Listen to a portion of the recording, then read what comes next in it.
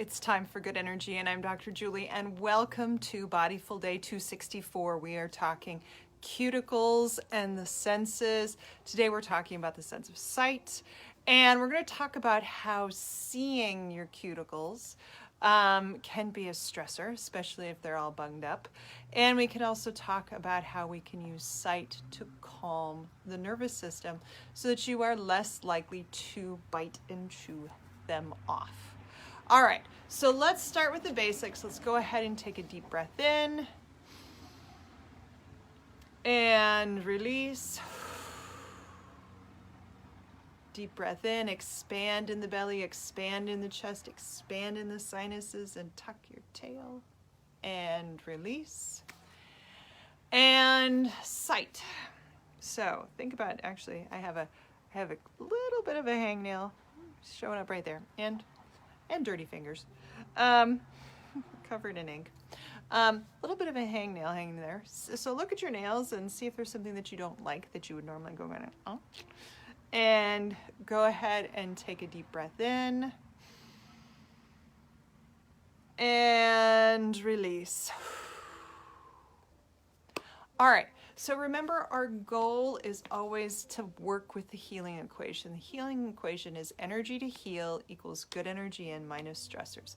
In this case, we're looking at the energy to have healthy cuticles equals good energy and minus stressors.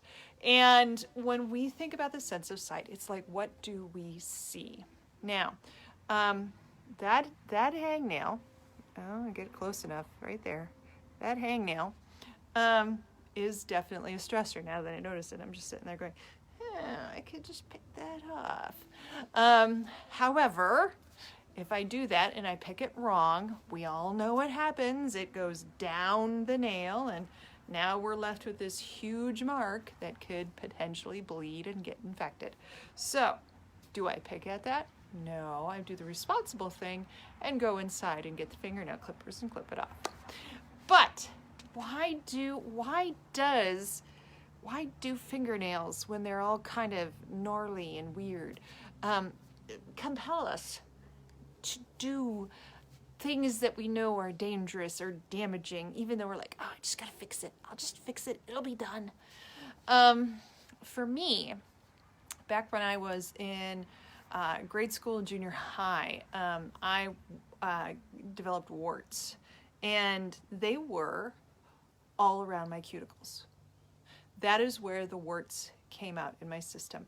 That was some sort of structural weakness that that the virus, because warts are a virus, the warts took advantage of that structural weakness and came out all around my cuticles. So you can imagine somebody running around in junior high with compound W all around her fingernails, and tape and bandages all over them. And I was that kid that had fingers that were wrapped all the time. And it was very hard to function, because the other side of this, of course, was here's this virus attacking my nails, and everybody can see my nails. And it was very stressful. So I think part of the reason why I don't chew my nails. They're really thick, so they're kind of hard to chew. But the part of the reason why I do pick at my cuticles is that I am brought back to that insecure junior high student running around with her fingernails wrapped in various tape and bandages because I had warts. And there is nothing more embarrassing than having fingers that are covered because you've got a virus coming out of them.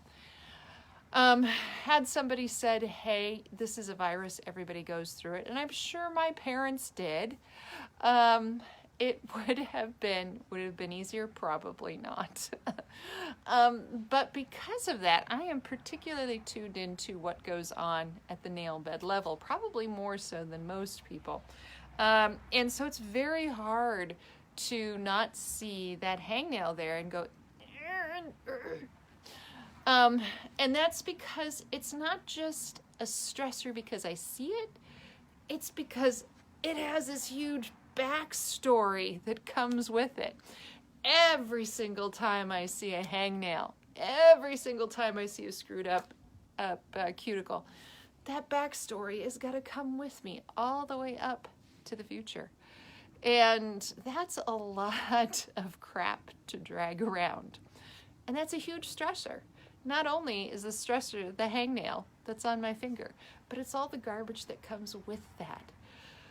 So what can we do? Visually, we can train ourselves to look at our nails and say, hey, they're okay, or keep your fingernail clipper on you at all times so that when you see it, you can clip it and you're done.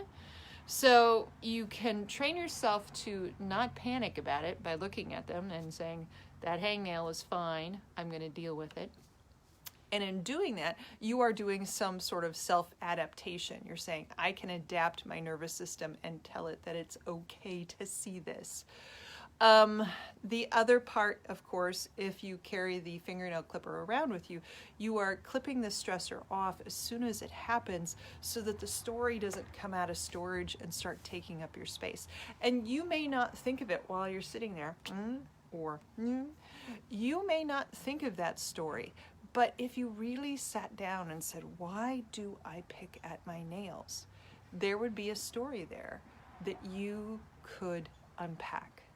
And you could unpack it. And if you unpack it and say, it's okay, Julie, junior high Julie, who freaked out about looking odd and not being like everybody else and being made fun of, it's okay. I'm going to scoop you up in a big old hug and say, you're fine now.